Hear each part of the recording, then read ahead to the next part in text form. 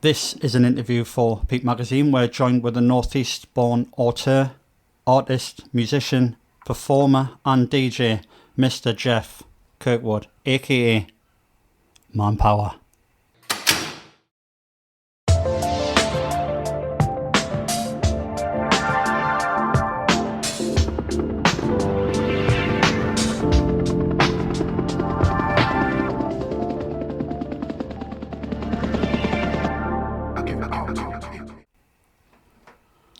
Very good. Mate, how's things? We've been trying to hook this up for ages, but we're finally here. We've finally got to sit down.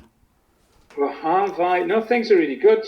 I'm not very good at not being busy, unfortunately. So everything does happen eventually, but it just often takes a bit of a while. But I'm pleased to be sitting in front of you now, at least. So oh, nice one. Looking at your impressive studio there. Oh, mate, I'm surprised you can only kind of see a black wall from your end, but wait till you see it get out, mate. I've spent a lot of time in here, doing like I've got a table. When you see it, I've been putting like things on a table. I used to get people writing their names on the table. Do you know when? Because I had a studio in town, and I used to get people writing their signatures on there. Then people used to come in with a sticker. Then I thought, I might just keep on going with this. So now I've like the stickers completely on. I've got stuff from like watching like Body Count, Ian Brown, Ice-T, Public Enemy, Guns N' Roses. I'm just looking through just all things that I've like collected, you know. There's quite the intersection of rock and roll and hip hop there when you said Body Count and Guns N' Roses into Ice-T. So yeah, you can definitely see where your tastes are there in that case. Loads of diversity there, mate. First question, mate, is where does the name Manpower come from? I'm intrigued. It's a lesson in never naming yourself something that you're embarrassed to say to people in public. The amount of time that when people come up to me and ask me like so what do you DJ as? And I'm like, I'm Manpower. And they're like, where is it, Manpower? So I'm a big fan. I'm a big fan of lots of different things, but one of the things I'm a big fan of is a lot of that kind of late 70s, early 80s electro disco stuff and a lot of the early house stuff. And a lot of it, like there was Manpower, who was a big somebody I'm a big fan of. And then there was also Patrick Cowley with his Menergy project, Man to Man, all of this type of stuff. And I started making, as a side project, I was making a lot of music. I started making a lot of music that kind of had that feel to it. Yeah. So jokingly, I just came up with a music folder called Manpower because I thought that would be quite a funny name to use for it.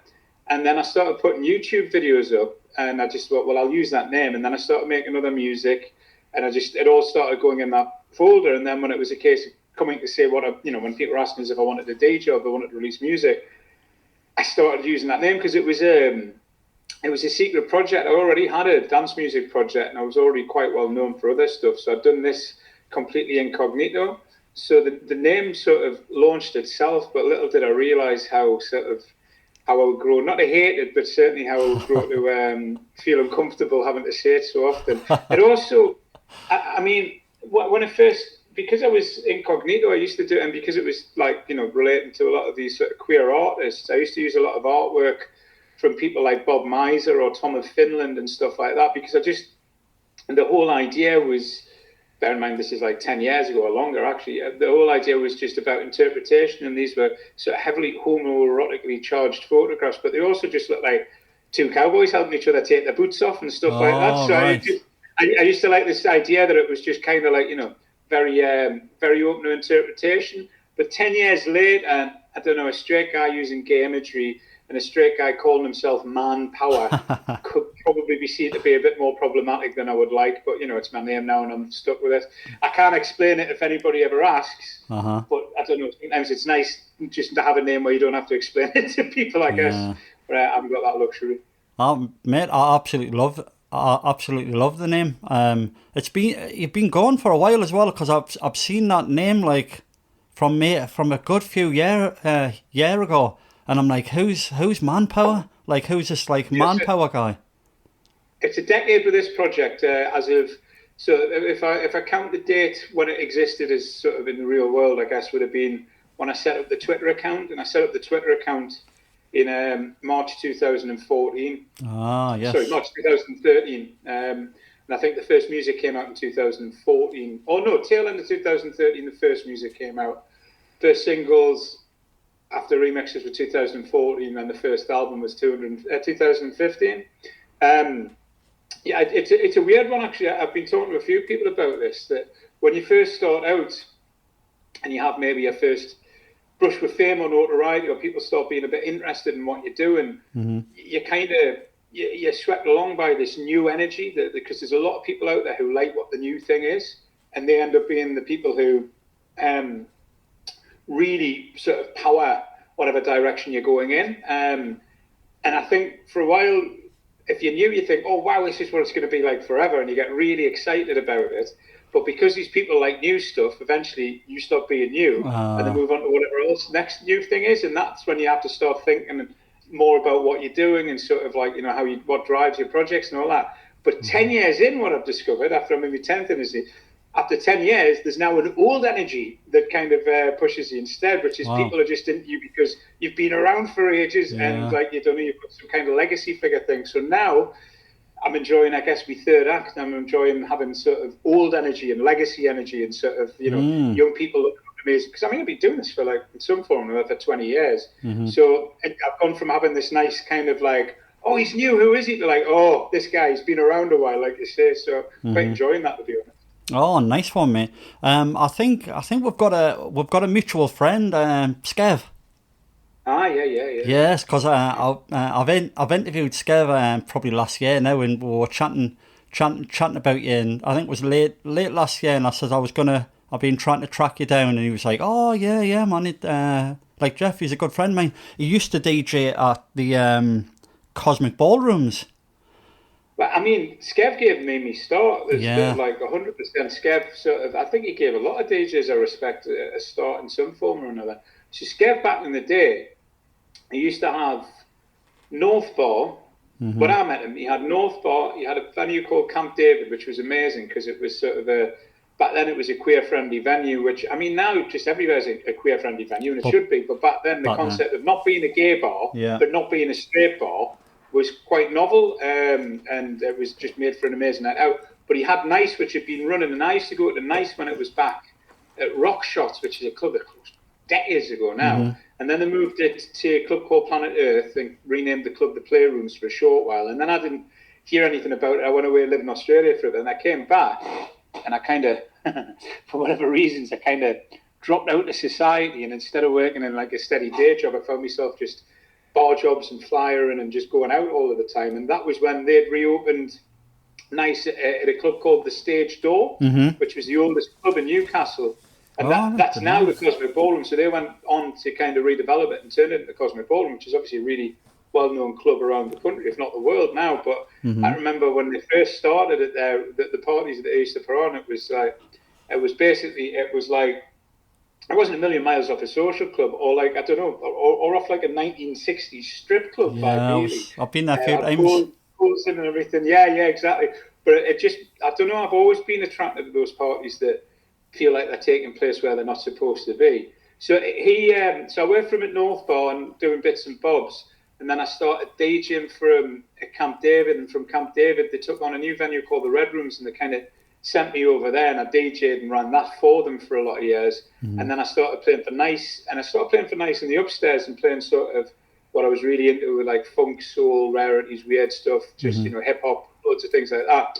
And I don't know, I was getting back into house music at the time, and I gradually found myself playing more and more house, and sort of moving from being the DJ upstairs into being the main room DJ downstairs for a lot of years. But it was like, we've had our ups and downs, mainly my fault rather than his, but I would say that Skev is a fantastic person, and like I really, I should go on record as saying I pretty much owe him everything. I wouldn't have been able to move into doing this to any degree or any level that have been possible without him, specifically him, not him and others, but specifically him, giving us the opportunity and giving us the start. So big up Skev, like. Oh, wow. If anyone's watching this interview and they're wondering who Skev is, it's actually Paul Skevington, and we've done an interview with him about a year ago now, quite in depth. We'll chat about how he came about, his entrepreneurial pubs and his ambitions for club nights. And if you want to check that out, that's on the channel. I want to talk about you had an artist residency at the Sage, and then your orchestral arrangements with electronic music, field recordings, archive material.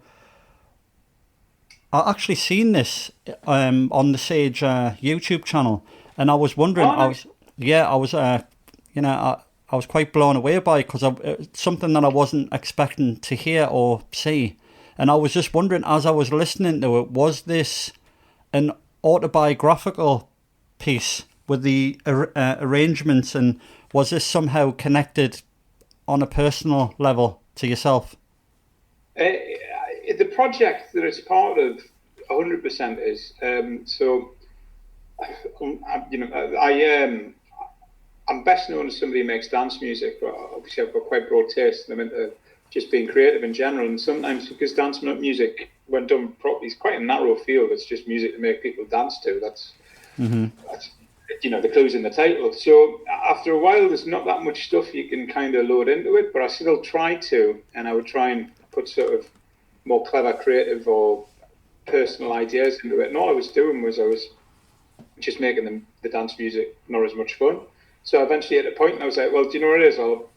I'll just make a completely different type of thing, do a completely different type of project and see what comes out of it. So I started this project called Bedwetter. The reason I called it Bedwetter was because I used to say experimental music was music for bedwetters. Just to mock it, quite good tongue in cheek, obviously. Yeah. So I thought, well, if I'm going to be starting to make it, I need to own that. So I called myself Bedwetter, the ultimate bedwetter maker. So I don't know. It was kind of the deal with writer's block. So I did a load of this kind of stuff for no purpose other than the actual absolute joy of making something, like the feeling of creating. And next thing I knew, I had an album, and when I picked it apart, it was intensely personal. It dealt with my family, it dealt with my identity as somebody from the Northeast, it dealt with my ways of relating with those two things, the history, the present day of sort of what everything was, and I was really proud of it and just put it out in the world just for the sake of it, not expecting much back, but it found an audience, and it found a lot of people who fell in love with it, which was amazing. It's led to a long-term association with Pikes and Ibiza, which is the most random thing you can think of, because the person responsible there is sort of absolutely fell head over heels in love with the record, and so it went off in a lot of directions. But it came out in January 2020, and I'm not sure if anybody remembers, but by March of 2020, things went a bit weird. All of a sudden, when the pandemic started, I'd moved back to the UK. I was living in Mexico, and I left my wife and daughter in Mexico because I thought it was only going to be a couple of weeks. Came back to the UK and ended up trapped here without any thought of when am I going to work again? What's going to pay me bills? How long is this going to last? How long am I going to be on my own? And that's when the Sage Gateshead, which is the opera house on the south bank of the Tyne, facing Newcastle, they put out a call for artists in residence, and I guess in a way I had no better to do. But joking aside, it struck a chord of being that would be a nice way to spend this time, and I already had a plan for what my next sort of move was going to be in that project. So I just pitched that as an application to become the artist in residence, and they were like, "Yeah, we'd love that." So the idea was that I'm always fascinated with the industrial history of the Northeast. Yeah. And I'm really fascinated by the way that it's so intertwined with Japan, like whether it's the Nissan factory or the Hitachi machinery or Hitachi rail, or the Komatsu digger factory. And it ended up being the Komatsu digger factory that I focused on. So I wanted to do a piece of music that just looked at that relationship between Japan and the Northeast, and sort of looked into sort of how the similarities of working class people from around the world, the things that make us all the same, the things that make us different, and just really use it as an excuse to explore it and see what the outcomes were from that. So they're like, "Yeah, that sounds amazing, do that." And I was like, "All right, well, I'm on a roll here." I was like, "Oh, well, I want to do it as a symphony then." And they were like, "All right, well, yeah." I was like, "Oh, well, I want to use the Royal Northern Symphony." They were like, "Yeah, cool." I was like, "Oh, shite." So I said all of these things, and then the next thing was like, "Oh, well, I have to do it now. Yeah. So that, that became like a growing project. And I got in touch with Komatsu, and we worked with them, and worked with 3 teams of great filmmakers from all across the northeast, from sort of North Yorkshire through to Teesside, through to Wearside, and into Newcastle, with all of these sort of different filmmakers, and got into the site, and then started working with this arranger by the name of Fiona Bryce, who's just a massive, massive talent and just a wonderful person to work with. She used to be the violinist in the rock band Placebo, if you remember them. Right, She does so she worked with me and brought me on for arranging, and then for whatever reasons, COVID delayed the debut of it, but then eventually it had its debut finally last November 2022. Mm-hmm. So yeah, it was just it was personal, but I guess the original album was the really personal one, and now it's just using the same themes that I've tapped into of what I feel define me as a person, using them to kind of explore the wider world instead. But very, very rewarding experience. I'm actually in talks now to hopefully release the recording on a record label, which I love. Wow. Ideally at the beginning of next year, but fingers crossed for that, because it'd be a shame if nobody got to hear it. I'm going to love to hear that again, mate. Definitely. Excellent. We're going to touch on some of the tunes that you talked about with the album on the Bed Wetter like brand, for want of a better word. But there was an interesting post that you did about, I think this is when I got in touch as well, because you were in your car and you were... it was quite refreshing to hear that you mentioned working class and the struggles with working class and within the culture and all the rest of it. And you said, if you've got this show down at the stage, if you haven't got a ticket, come down. We'll sort you out. Just come and see us, and then we'll get you in. And I loved that. I absolutely loved that, because I don't often hear it, I think you have to identify, so community seems to be the one thing that word that I've that I overuse since the lockdown ended. And I think what happened was, during the pandemic, I realised that I really can't stand 80% of the DJs in the world, how they behave after seeing what they did during the pandemic. I just thought it was woeful, it was shameful, a lot of sort of the behaviour that you saw of people, and a lot of sort of fake lip service to helping everybody out. It wasn't so much during the pandemic as at the end of the pandemic. It was like, oh, new career, who this? I know I was saying I was going to work on my fees and we're going to look for a more equitable way of doing things and all that. It was all shite, it just didn't happen.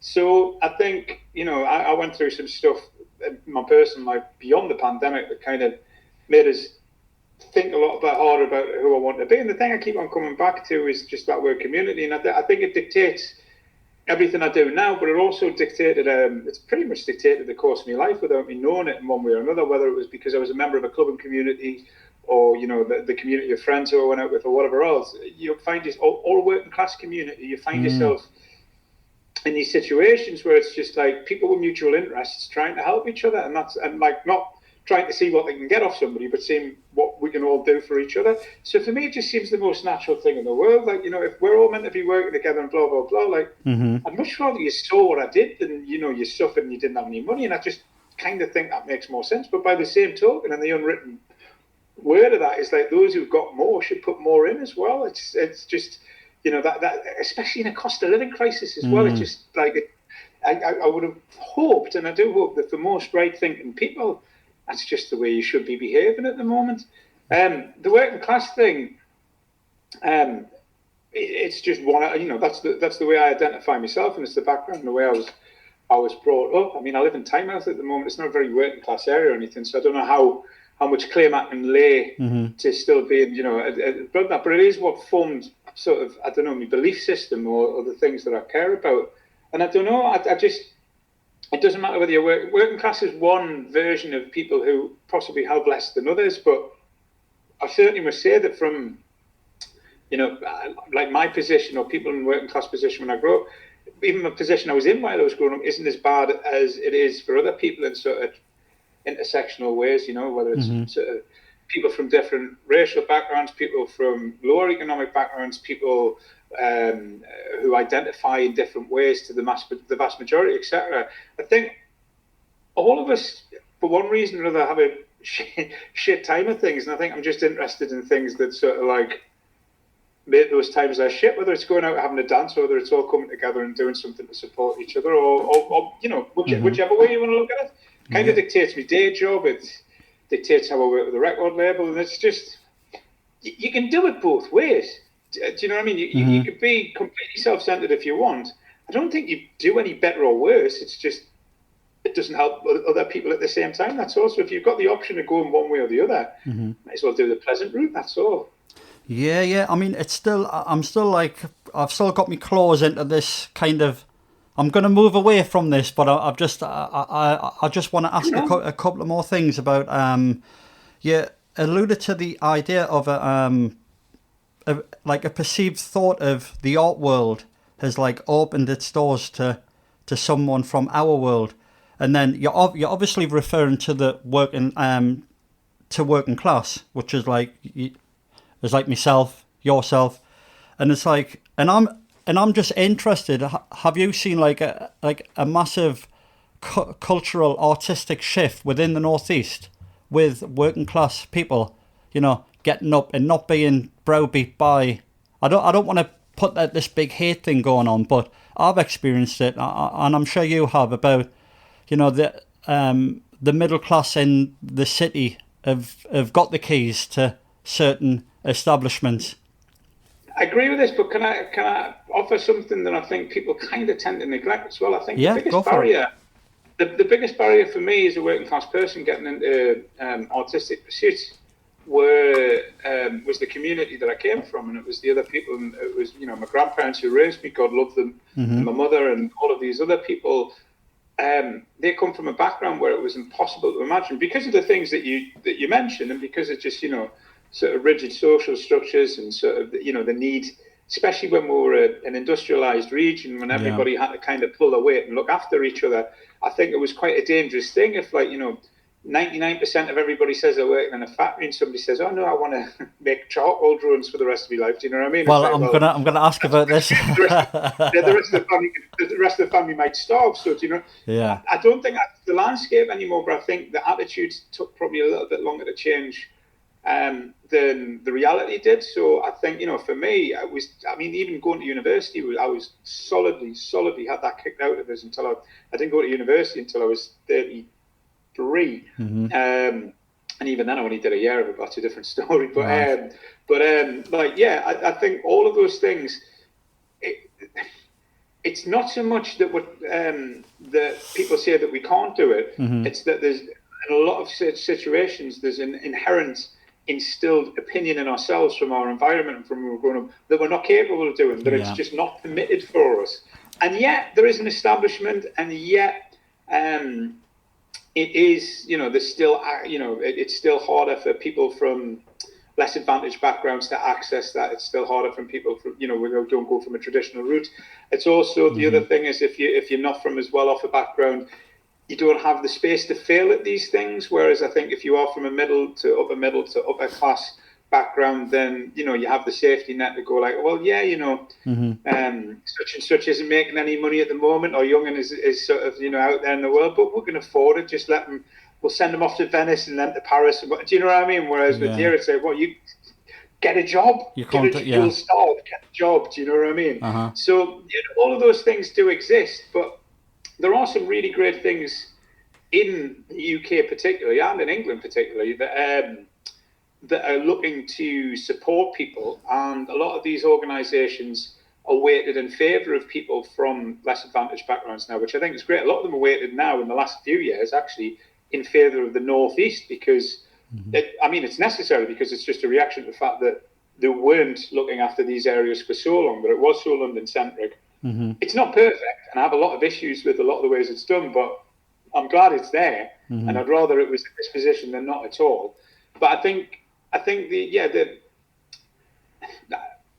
idea is that if you are doing anything like this, or if you are doing anything that, like, where you can do that, you just, like, once you walk through the door, you just keep your foot in it so everybody else can sneak in, whether it's breaking into the back door of a nightclub, or whether it's sort of side dooring your way into the art world. So that's just my attitude towards anything. And I just think, like, yes, one, it is running against an establishment and sort of an established way of doing things. And yes, there have been elements of that.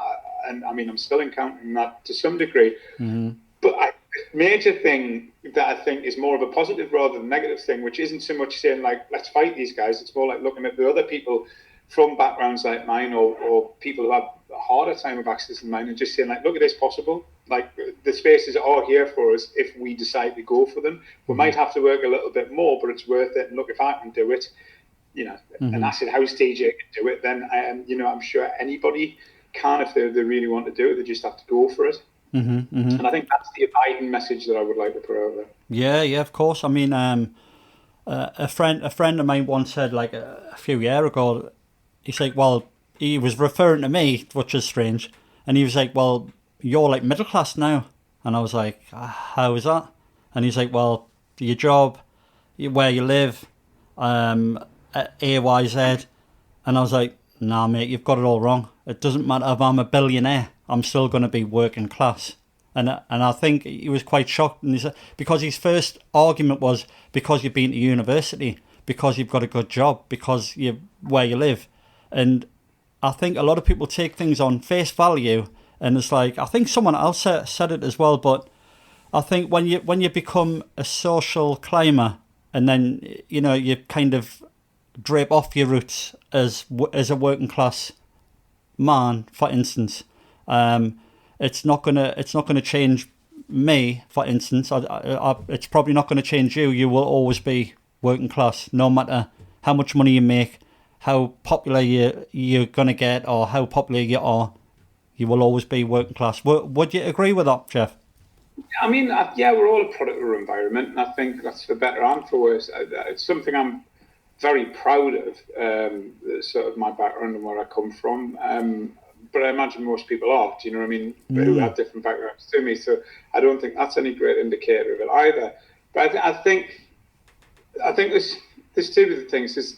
There's core elements that make me, that are what dictate what's right and wrong to me, and I don't think they'll ever change. And they've been informed from a working class upbringing. I don't know if that's informed by being working class, but certainly informed from having an upbringing that was working class and sort of like falls into that. But I think those elements exist all across all different social groupings, and rather than get sort of stuck to being identified as that thing. I mean, I do identify as working class, I cannot help it. Yeah. But rather than being stuck to that, what I'd rather do is like approach things with the capacity to change and the capacity to be like, well, these are the things that I think are right, these are the things that I think are wrong. So keep it as a fluid learning experience. I mean, I don't ask how old you are, but I'm 43 now, and at this age, sort of like, I find that I'm unprogramming myself and unlearning as many things in life as I am sort of. That's been drilled into you. What's that? Yeah, exactly. Yeah, like a lot of the behaviour, etc. So I think the key is to get away from labels. As much as I do love the label of being working class, and is what I identify as. Yeah. If I had to give like a reasoned answer rather than my natural answer, I think what I would say is like just to stay away from all of the labels and just judge people on, of course, yeah, on the way that they behave and what they do for other people, and particularly towards other people, not so much anything else. Not what you do, but what you do in the context of how you help the people around you or how you care for them. Oh yeah, of course. I mean, you can't hang your hat on that. You've got to be an individual, and you've got to go your own path. You know. How have you encountered other artists from Newcastle, for instance? Have you found a lot of people want to collaborate with you, or have you found a bit of resistance? And I'm just saying this because of myself. I've found quite a lot of resistance, and I thought it would be the other way around. I thought everyone would want to come together and yeah, man, let's do something. But it's never been. I used to sort it when I first came about with Peep and all the rest of it, but now it's you kind of know what the people are going to say, so I kind of don't ask anyone now. But because of the history of people just want to do their own things, and I get a great sense of not many people want to come together in Newcastle, and I'm interested to know what's your perspective on it. Have you felt the opposite, or what? I've got an unusual sort of position amongst all of this, I think, because I've been hanging around for so long. I mean, even just doing events in Newcastle, you'd be able to talk about like an 18-year history of me sort of being involved to some level or another, and sort of doing it to a reasonable degree even before the Manpower stuff. So I've always, not always, but for longer than not, I've been in a kind of position of some kind of seniority. So when the music kicked off, first of all, it was sort of, well, it wasn't thought, it was completely incognito. So that sort of stopped that from being the case. Then when it came out, it was me, and sort of, the last of the years of sort of doing heavy touring and playing a lot and being, I guess, what you'd outwardly refer to as successful. I was doing stuff that was so different to what other people were doing, other than a set amount of friends, and the amount of friends who were doing something similar to me. I guess I was in a bit of a senior position to them. They'd either be releasing on my label, or I'd be helping them with their careers because I was ahead of them or whatever else. So I found myself in a position where collaboration has never really been on the menu as much as me being in a kind of either mentor or supporting role for people. And that has been absolutely fantastic, and like it's something I've always got a lot of joy out of. In more recent years, since returning to Newcastle and post-pandemic, there's a few people who've known for a long time who've gone on to do their own stuff, and I really, really love it when anybody sort of runs off and does anything on their own. It's great for the city, and a rising tide lifts all ships, as everybody says. But I do sometimes detect, because of my seniority or because of the things I've done or because of the other things I do, sometimes I'm regarded a bit like, I don't know, McDonald's or Coke by some newcomers, if you get what I mean. Right. So not only did they not want to collaborate because they see me now as the establishment, which is just a natural thing that, if you hang around long enough, you do end up representing that thing. But they also may, despite being friends or, pleasant acquaintances over the years, they may even sort of, I don't know, set themselves up in some sort of form of opposition to me, but I can't blame them. I mean, if you're coming through and somebody's the thing that you see ahead of you, it depends on your mindset. Sometimes you have to say that is the thing that you need to take down to create your own space. The only thing I hope to realise is that like in 10, 15 years, they're going to be sitting in the same position as me, and having the same issues with the youngins coming through. So goes round and round. I've got enough of a worldview to kind of not take it personally and just then take a little bit of a chuckle from it. But I can imagine it probably can be quite hard to collaborate in such a small city. And I don't mean Newcastle, I mean the Northeast in general, as much as we tend to think of Newcastle as being the centre of it, but it's not. I mean, I'm doing great stuff on the coast, as much fun as I've ever done in Newcastle at the moment. But I can see that in a small space like that, like collaboration versus sort of competition is quite hard. It was always the same with club promoters years ago as well. But by and large, I don't know, with the internet and sort of just general sort of, I do think it's softened a bit, and I do think by and large everybody seems at least to be wishing each other well and hoping the best for each other. So I hope that continues. Yeah, man. Are you still involved with World Headquarters? Because you were doing something there. I'm just interested. No. Right. So I was employed by World Headquarters for 18 months straight after the pandemic. Friends of mine took over the day-to-day management of it and sort of partnered up with Tommy. I don't know what the specific way I should phrase it is, but the management team at World Headquarters now, shall we say. And I got taken on board with a view to just increasing the ways in which it worked with the community, increasing the sort of ways in which it benefited the local sort of, just the people attached to it and the region as a whole. And looking at initiatives, I reached a kind of level of burnout. A bunch of things happened. I had the symphony come out.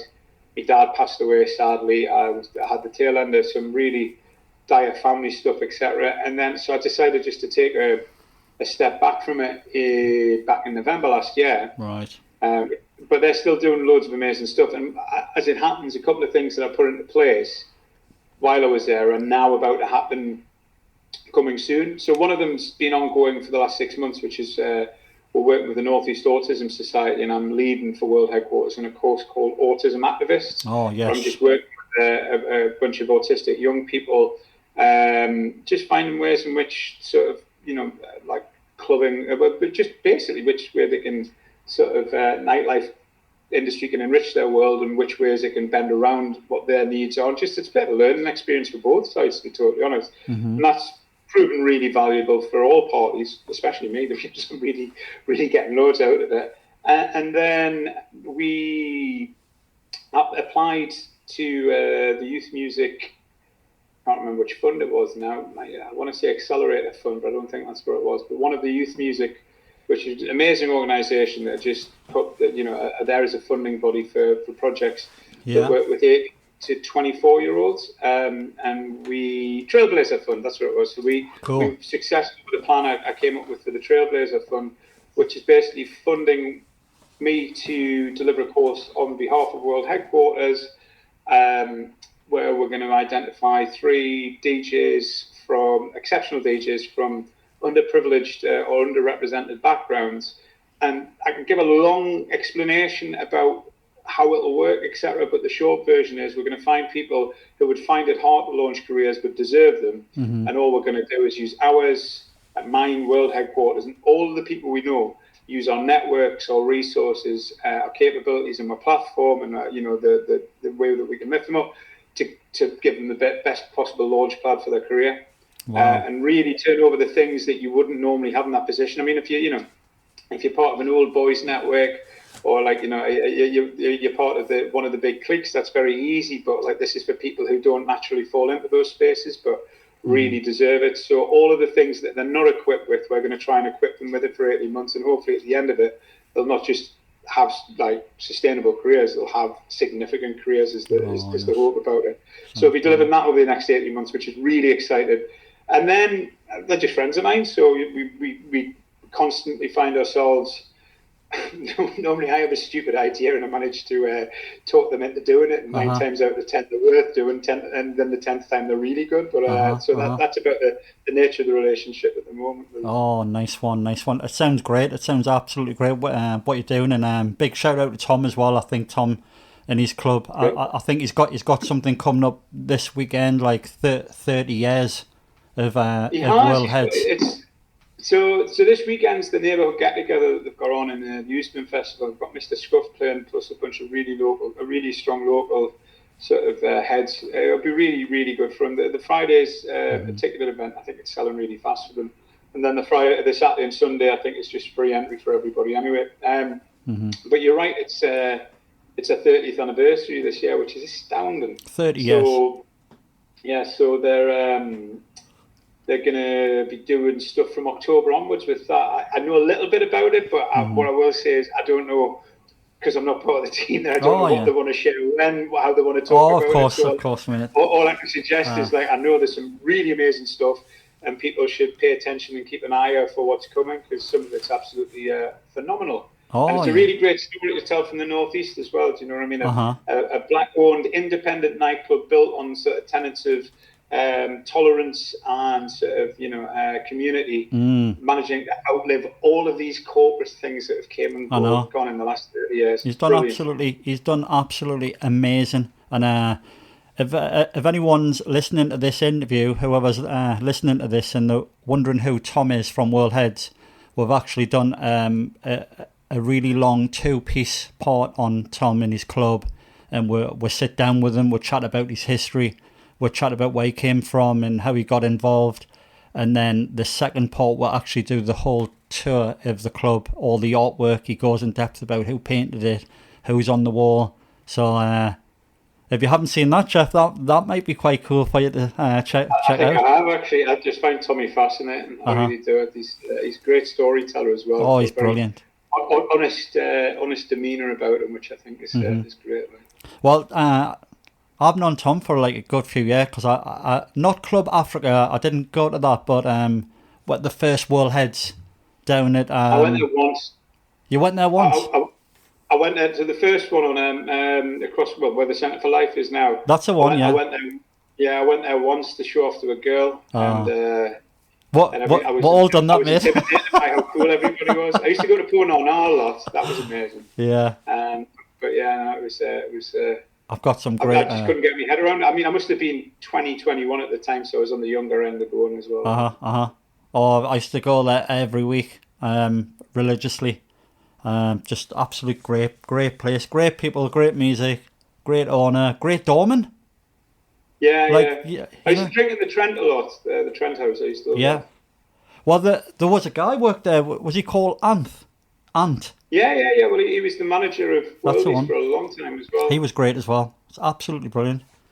But cheers, Tom, if you're watching this, because he watches some of me stuff. But big up to Tom. Oh, nice. I wanna chat about, because I'm really intrigued in this music. Bedwetter. And that album, Billy is Dead, and A Life in the Day. Is that you and your dad on the front cover of It is. Billy is? Yeah. I knew it was for some reason. I thought like I wanna delve into that, because I was listening to it even when I first got in touch with you last year, and you mentioned the tracks. The tracks have a feel of the phases you travel through, come to terms with your own complicated, isolated situation. But for me, it was a sense of melancholy, like a sense of sadness. Not depressive music, but music I really like, and it makes you really think about where you are and where you come from. It has that. It's got that key to your mind, and you start opening up and you start thinking about. Because I seen the cover and I thought, I wonder if that's his dad, and I wonder if that's him.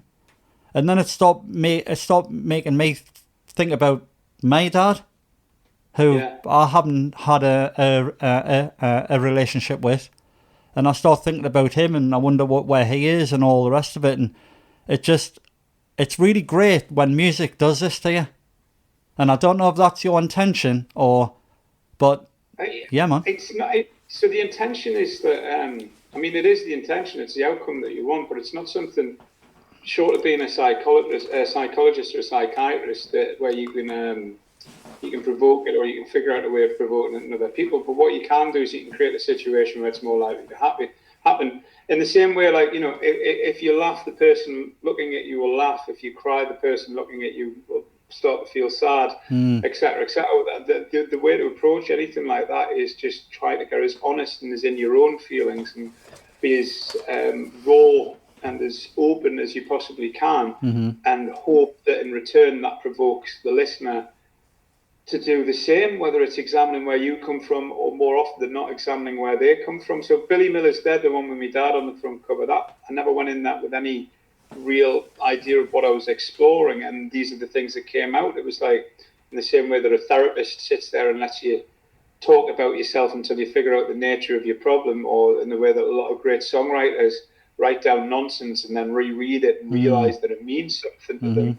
Like, that's all that was. It was an outpouring of loads of feelings, and then I could get my head around what it was I was saying, what it was I was doing, and it turned out that all of them, some of them with a little bit of a massage, but in general all of them became very sort of razor focused on certain aspects or certain things that were really kind of important to us. And that was the first one, and that was it was quite life changing to really go into it in that way.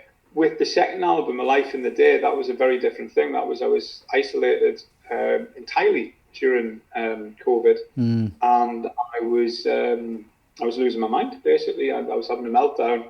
So I thought, well, right, the best thing I can do is I can journal this meltdown, and in the process of doing so, kind of stopped it from going as far as it possibly could do. And what I ended up doing with that one is I went and really tight focus on that one. I knew what I was writing and wanted to list the phases that I would go through on pretty much every single day, give or take, of sort of the despair, the optimism, the kind of unhinged sort of moments, the denial, all of these type of things that I was feeling on an individual day when I was going. There was the lockdown happening, and then there was the most dramatic thing that I can't even go into on here happening to my family on the other side of the world at the same time, and I was absolutely powerless to deal with it, etc. And it was just, it was just a way of dealing with that. And I guess in the same token, if the hope is that you turn that around and say, like, look, this is a raw expression, in the same way that, like an amazing photograph of something happening, whether it's like,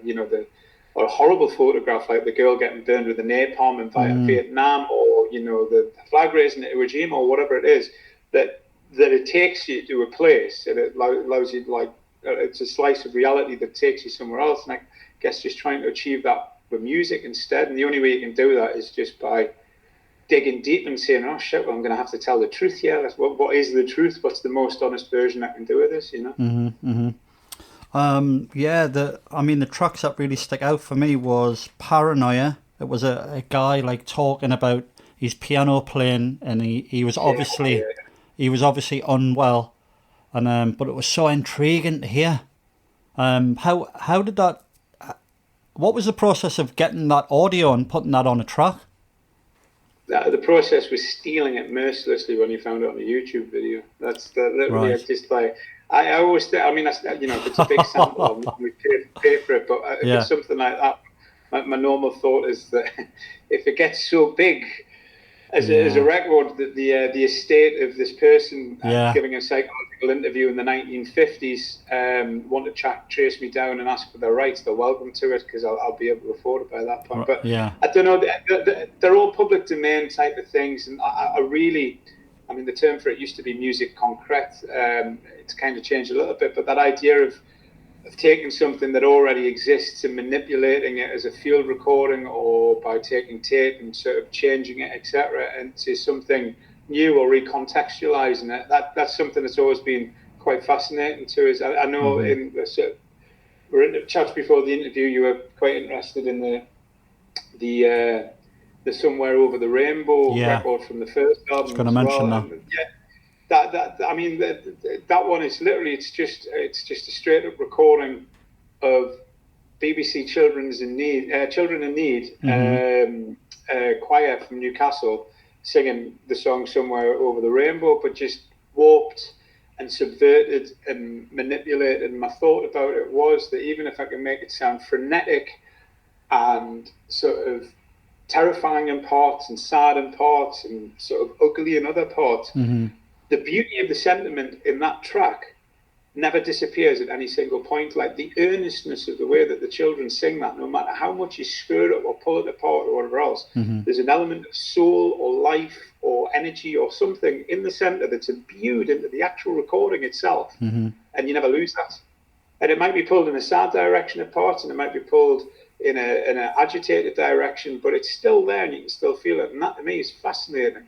That there's something that exists within a within a recording of sound that is beyond what you can hear and beyond what you can change or whatever else, and is meaning. That meaning sometimes just cannot be eradicated, and I love that about it. And those type of things I find really entertaining, or not entertaining necessarily, really rewarding or really enriching to take part in, sort of leave behind. Yeah, I mean, one of my favourites on there is Calm, a routine. The routine safety of patterns.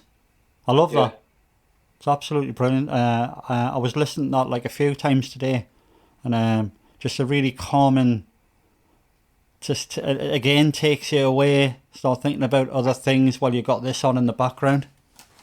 So I'm normally reluctant to sort of talk about sort of the explicit things about the song, but that one, like, so the idea behind it is that the thing that was keeping me sane during lockdown was having a schedule and things to stick to and things that didn't change and things that were identical and that things were familiar every day. You know, I get up at this time, I go for a run, I do the same thing for breakfast, I do the same thing, I'd clean my windows at whatever time, I'd water whatever else, and just keep to that type of thing to keep some semblance of normal life. So I just reapproached writing a piece of music from a pattern recognition point of view, and just overlaid sort of set routines and patterns into the song all the way through it to kind of give that same feeling of safety through a kind of matrix, I guess. So I don't know.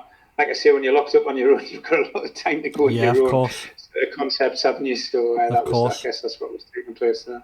Of course, yeah, mate. I've got a bit of a long-winded question for you, Geoff. I'm a long-winded person. All right, so that's great. How was it for you being an artist in a post-industrial northeast town?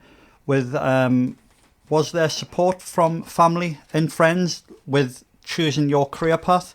And I just want to, because I wrote this down, kind of onto the same thing I asked, but like when I grew up, there was this this like influence of being tough. Like, you've got to be tough.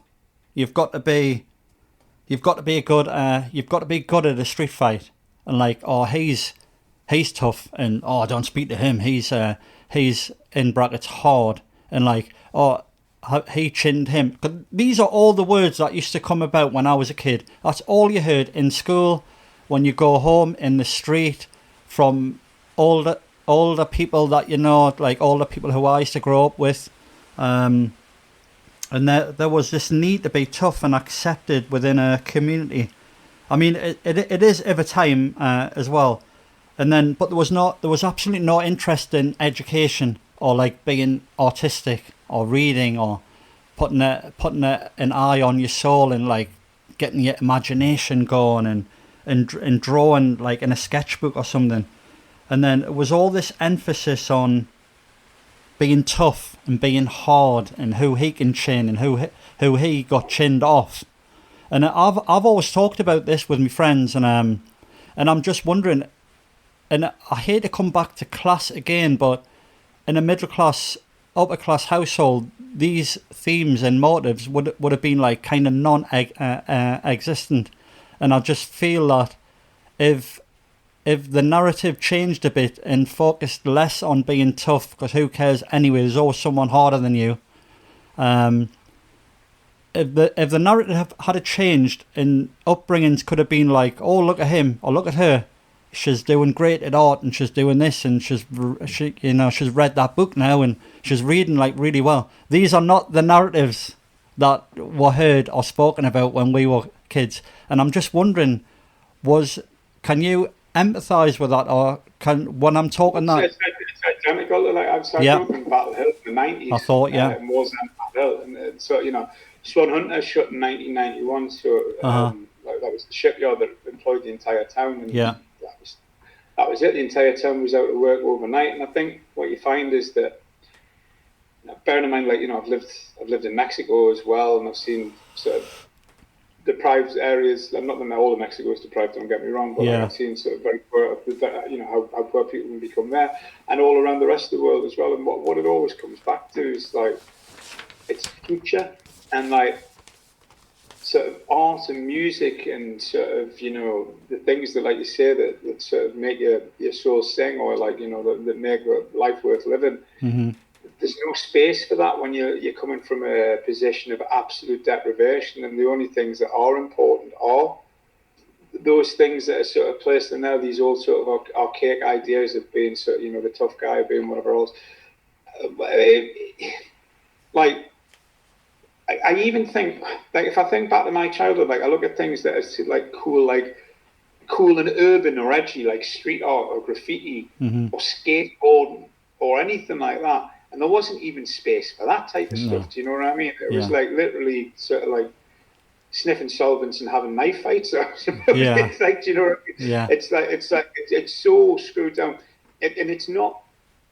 It isn't like, if you can reduce it to middle class, working class, and whatever else. But like, it's more just like having nothing. Do you know what I mean? Mm-hmm. And like, having nothing's one thing, but having nothing, including having no hope. So like, what is what are you going to do if you become a great artist? Where are you going to go with that? What's that going to do? You need to figure out how you're going to keep yourself alive. In very real terms, you need to figure out what you're going to do when you're too big for us to feed, and you need to go out in the world. And it's just it was like the northeast of England, and we're not the only one, but the northeast of England is traditionally an incredibly deprived area. We come either from deprived areas or living adjacent to a deprived sort of existence. And like, people have got lower horizons, but it's because like the access to education, the access to having your horizons broadened just isn't there. Like, what is, like, literally for 90% of the kids I went to school with, their argument was like, why are we learning physics? Why are we learning physics? Why do we need this? And they were completely right. Mm-hmm. They weren't capable to go to university. They weren't going to go anywhere. It was not going to be something that was going to enrich you at all. But the answer isn't like, oh, well, people shouldn't learn physics. The answer is, well, we should change their situations so that they can get the benefits of learning physics, that they can use these things or whatever it is they want to learn to change their lives and to broaden their horizons. But I do think one thing that has changed a lot of stuff, it hasn't changed it as much as I would like, but it has changed it, is the internet. Like, you know, people aren't sort of limited to wanting or coveting or expecting for themselves what their next door neighbour on either side has and the person lives across the road from them anymore. They put themselves up in the position of, you know, wanting what the rest of the world has. Unfortunately, a lot of the time it ends up being a tacky version that they've seen through somebody's Instagram account that's been sort of trumped up the lowest common denominator, but it still is an improvement, and it still does create some broader level of sort of diversity and some kind of aspirationalism. But I just think, like, really all it needs to be is people's ambitions, people's desires, people's wants should be scaled up. But to be scaled up, they need to be possible. Like, you know, they should want more, but to want more, you should be in a position where if you want more, you're capable of getting it. And I think that's, again, I think that's society's thing to do it. And whether it's art or a higher degree of education, whether it's travel, whether it's anything like this, do you know what I mean? These are all things that I think you and I both have very, very similar background, upbringings by the sound of it. Yeah. Both things that it's like, you know, it took me, I mean, I went out and I got what was a good job for where I'm from, and I ended up working in estate agents when I was in my early 20s. And I ended up just dropping out of, not the job, but dropping out of my entire life for about a decade. And this is how I ended up falling into music and all this. But to be honest, all of the things that I really like and that really enriched my life, well, actually I encountered them on a trajectory or on a journey of absolute self-destruction, because I didn't feel like there was anywhere, like, you know, like I felt there was nothing left, so I was just going out with a bang. And it's weirdly that going out with that attitude opened me up to just go, well, I'll just do whatever, who cares, rather than sort of clinging on to this sort of very meager dream that I'd been given as a young person. So I went in it with an open attitude because I was trying to hit the bottom, and on the way to the bottom I saw all of these amazing things that pulled us back up the top again. But like, if I wasn't for wanting to kind of, I'm not talking about suicide or anything, I'm just talking about that annihilation of self. If it wasn't for going through that process, I don't think I would have deprogrammed from all of the necessary bullshit that I removed, like the bullshit that was necessary to remove, to be able to make me appreciate all of these finer things. There were things that I wanted to do when I was a kid. I remember being like, what astounds me, for instance, is like that Marvel superhero films and Star Wars films are the biggest sort of things in popular culture, like mainstream popular culture at the moment. Because like, I would hide the fact that I read comic books as a kid and that I was interested in reading, because I get braid for that if people found out about it. I'd hide the fact that I was into Star Wars stuff, do you know what I mean? They were my favourite films, because that was like, seriously, like what teenagers would call uncool now, for us that was a kicking. Do you know what I mean? There wasn't such a thing as uncool. It's like, if you were different, you get a kicking for it. Do you know what I mean? So I just think like things have changed. What people want has changed, but I think that like when people aren't trapped with the same kind of bullshit that perhaps you and I were, that keeps them in such a small box. But all that's happened is the boxes we got bigger, but you still have to destroy the walls if you really want to grow as a person, I think. Yeah, man, definitely.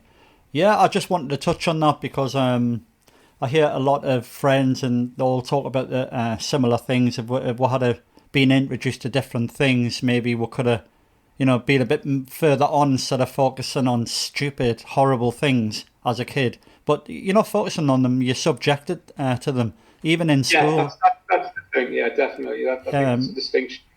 It's done to you. It's not a choice. Yeah, definitely. So just on a last note on that, were your parents supportive with your roles going into music and stuff? No, and I love them to bits. It's across the board, isn't it? Yeah, they're 50 years older than us, so like for them it was even stranger. Right. You know what I mean? Got you. So they, I mean, to be honest, my dad, God rest his soul, He was sort of like I think he was sort of always sort of like made up with the thought of me doing creative stuff, because I think he was quite frustrated that he never got to pursue that. But like he just wasn't. He wasn't as much of a. He was a direct figure in my life in some ways, but like he wasn't the guy who was raising us. So I guess it wasn't. It was just a bit different, you know. Mm-hmm. My mother, I guess my mother was already seen as some mad black sheep, I think. God, she's going to watch this and think, oh, that's terrible. But no, she'd already been seen as sort of that kind of thing. So I guess the environment I was in, that her influence was sort of seen as being a bit out there anyway. Right. And then, like, you know, I just successfully failed at loads of stuff. I did all right at places, but nothing like felt like I was full potential, and I was just absolutely miserable, behaving like an absolute. I mean, young men are frequently shitheads when it's out of their control, but I was pretty much a pronounced, like a very specific type of shithead for a lot of years. And it wasn't, like I say, it wasn't until, and I think it was all frustration, and it was all sort of just like sort of focused potential or unfocused. Like there was a hole in us. There was like there was a space that has been filled with art and joy and friendship and community and things like that now, that was just like, it was just this toxic space that was just like rage and sarcasm and negative behavior and cruelty and just lots of not nice things about me. And as I say, it wasn't until I managed to break down that wall that I managed to fill them up. But from my parents' point of view, it wasn't their fault. It's just like they came from a place where it was impossible for them to understand me eking a living purely through my creative endeavors. Like that was impossible for them to even imagine. So therefore it was impossible for me to imagine. If they couldn't come up with it, to me it was just completely unthinkable, you know. But I mean, bless them, they're 94 now. Well, 93 and 94. And while they are starting to kind of show their age a little bit, well, it's probably a bit of an understatement. What I would say is, like, about 8 years ago, I had a residency on Radio 1 for 4 weeks. And that was the point where they got it. That was the bit where they were like really proud and really happy and telling their friends, because I think there comes a point where you achieve something to a certain level. Everybody's got a level of achievement they need you to make it before you go, oh, that's what you do. So when I got to that stage, then they were very proud of it, and then they were telling everybody else about it. Well, then I think they weren't dismissive, but I think they were probably very worried about this and probably wondering when I was going to go out and get a real job. Get a real job, yeah. I mean, I hear this all the time.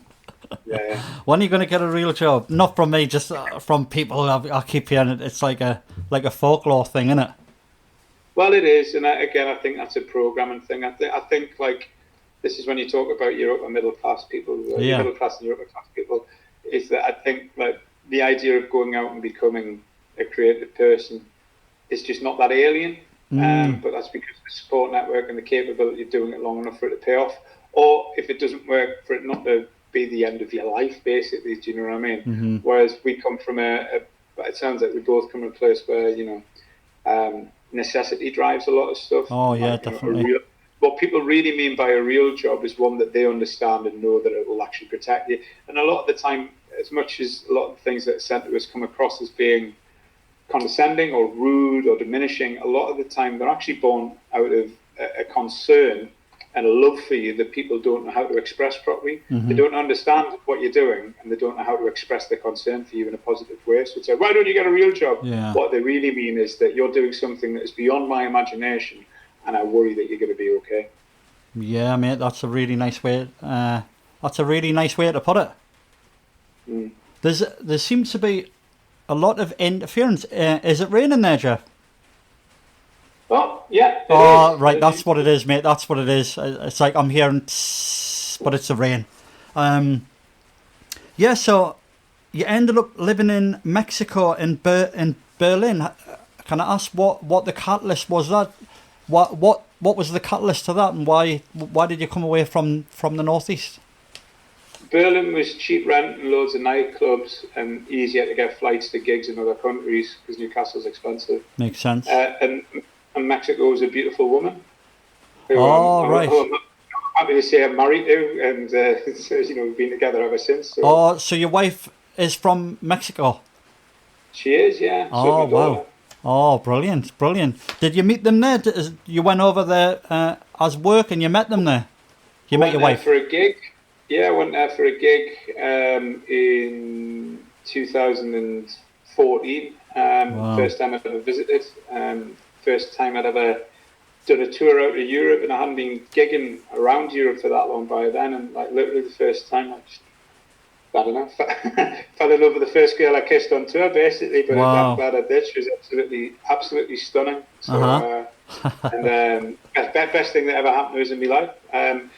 Well, her and so at the time she had a 3-year-old daughter. Mm-hmm. Who is now my 13-year-old stepdaughter. Wow. Yeah. Absolutely brilliant, mate. I'm pleased to hear that. No, it was, it kind of, I mean, so when the Manpower thing kicked off, I was 33/34.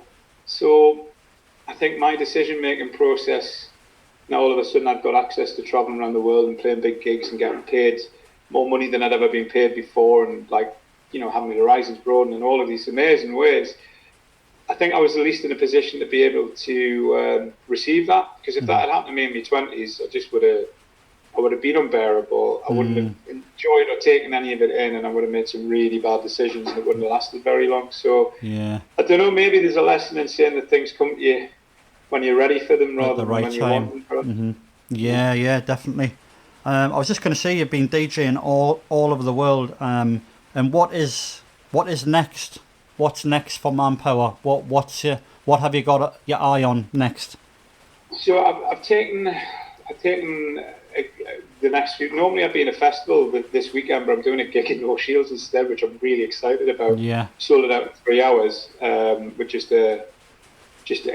I've kind of got a nice crew community down the coast here, so it's really rewarding doing that. So instead I'm staying here for this, because I was in Glastonbury and in Ibiza over the last few weeks, and I've been doing a lot of work in London, so it's just nice to be back in the region just to spend time with family. So I've got that there this weekend.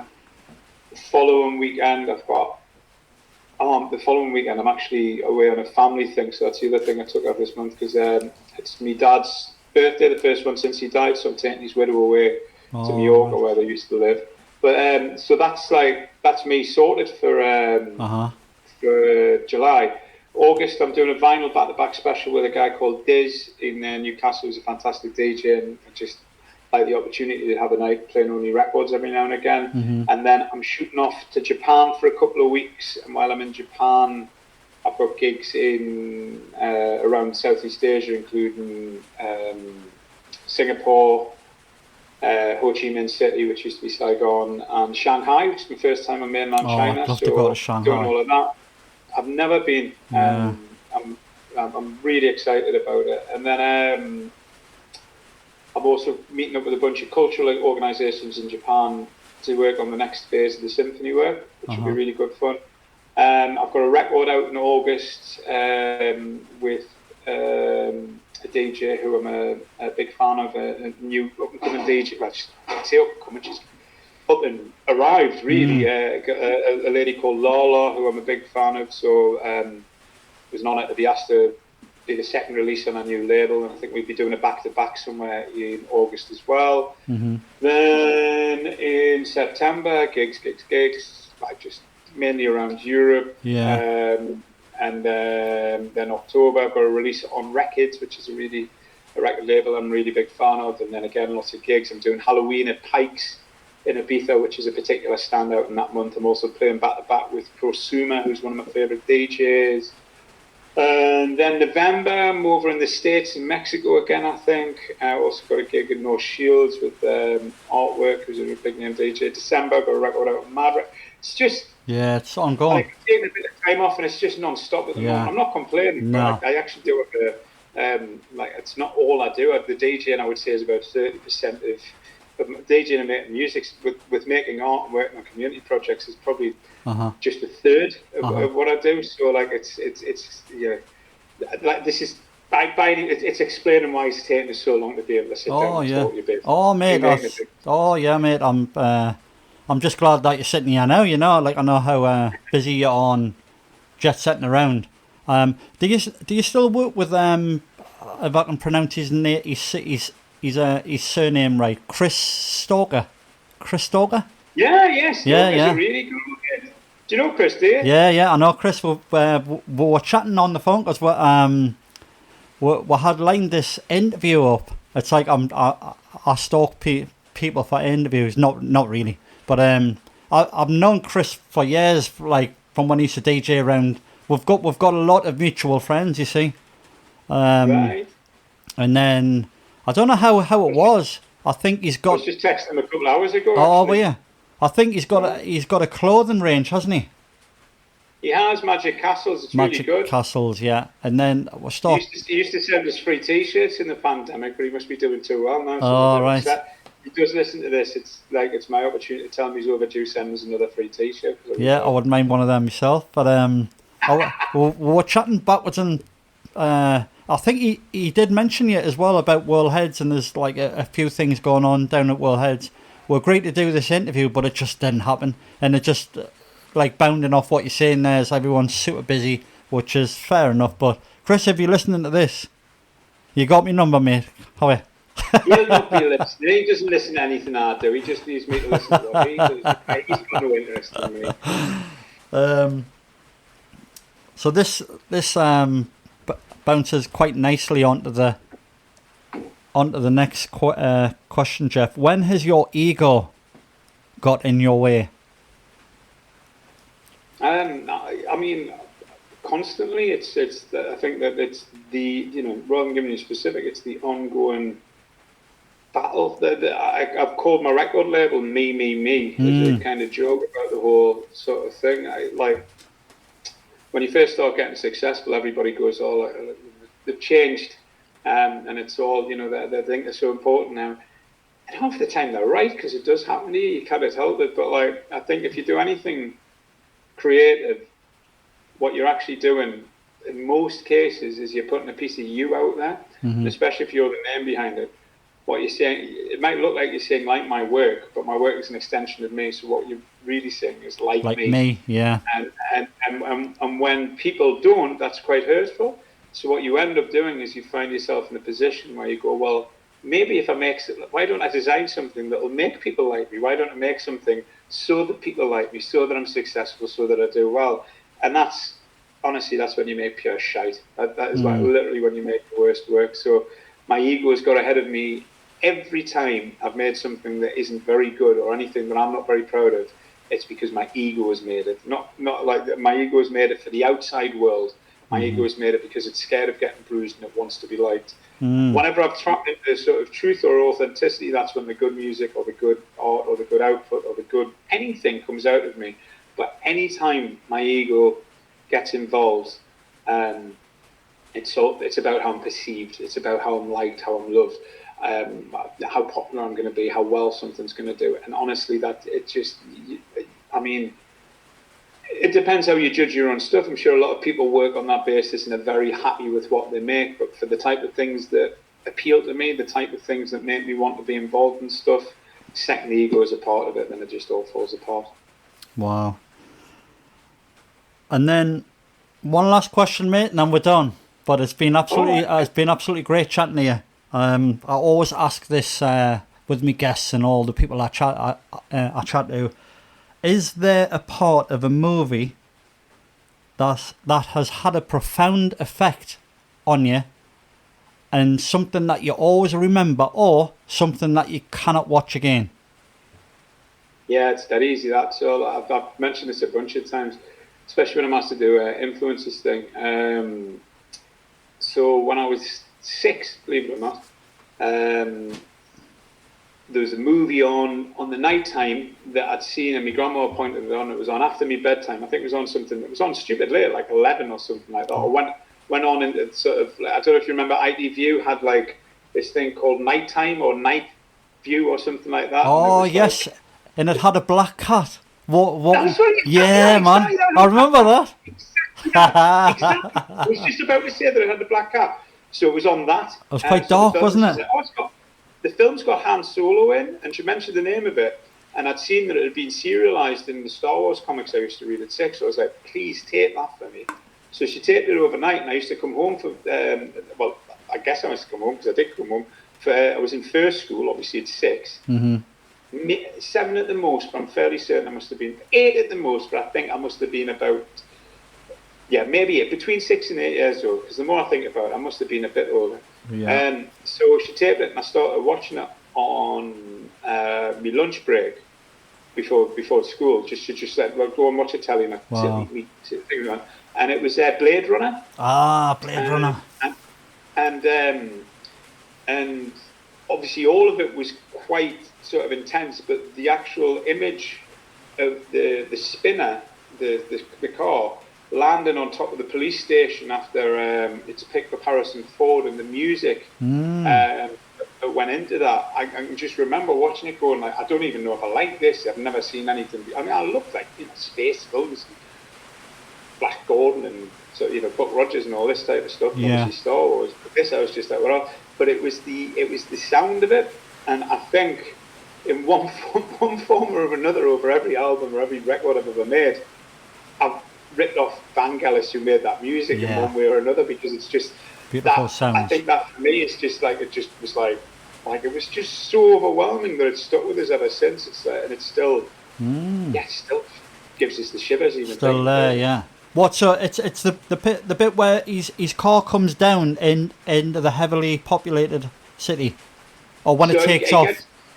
At the beginning, he gets picked up by Edward James Olmos's character, and he gets taken in to see the police captain. And it's just it's just that scene where he takes him to see the police captain. It's just it's just magical, like, and it goes all the way through the city, and you get the flyby and looking at all, and then just lands on the top police station. Ridley Scott's the master, isn't he? It's the really loud part of the Blade Runner theme music, I think. Obviously, you've had it beforehand, but this is like where it really sort of opens up. Well, isn't Ridley Scott from North Shields? South Shields, sorry. Incidentally, the guy, I don't know his name now, the actor's name. He was in Blade Runner. He was the second detective, who you maybe mentioned. He was like quite eccentric with a mustache. Edward James Olmos, Mexican actor. That's the one. Brilliant actor, absolutely brilliant. He was also in Miami Vice. He was in Battlestar Galactica. I know of that recently as well. Like the update of it. He was Crockett and Tubbs's boss. Right, I didn't remember that. Again, Miami Vice, I remember because of the Jan Hammer music and Jan Hammer, all of the master B-side stuff that he's done. But for that role in that film, it was like a subcategory role, wasn't it? He didn't have a massive part, but he made that part absolutely huge. And he invented the language. He invented a whole language. It was something like, I think it was like sort of like Tagalog from the Philippines mixed with Asian languages mixed with it. Really clever, really clever. Just a proper, that's actually one of the few things in recent years that wasn't a disappointment. Was the sequel. I thought the sequel was going to be awful. But he used to leave the unicorns. Origami. Yeah. And I thought, what a great, an absolute great touch. Because it wasn't until years later when I watched the film again, obviously when I'm a bit older, that Harrison Ford is a Blade Runner, is a robot. So the clues are in. So without getting totally geeky, so they brought out the director's cut in 1991, I think. Oh yeah, I've got that. And the director's cut got rid of the voiceover, and it added one single scene, and it was a scene that was originally filmed for the film Legend. Yeah. And it was of a unicorn running through the forest. And the reason why Ridley Scott put that in was because the last Origami thing is a unicorn, and it's meant to be an explicit message saying that I know what you dream, that's an implanted dream, you're a replicant and you dream of unicorns. Yeah. But then since then, Ridley Scott's went on record and said, I don't think he's a replicant, so God knows. No. So read Harrison's theory, whatever you think is the important answer, it doesn't matter what's explicit. It's open to our own interpretations. Exactly, I think everything is. I think it should be as well. It makes life much more interesting. Yeah, man. Geoff, it's been absolutely great chatting to you. Yeah, thanks for taking the time, Cliff. Glad we finally got to do it, and I'll probably, I'll see you very soon. Let me know what you need. Hopefully, I'll see you. I'll see you on the weekend. That would be amazing, man. But until then, my friend, I wish you all the success in the future with your music, with your family, going to and from to Mexico, and just keep making great tunes, man. Oh, I wish you all the best as well, man. Take care. Bye bye. See you, man. See you, pal.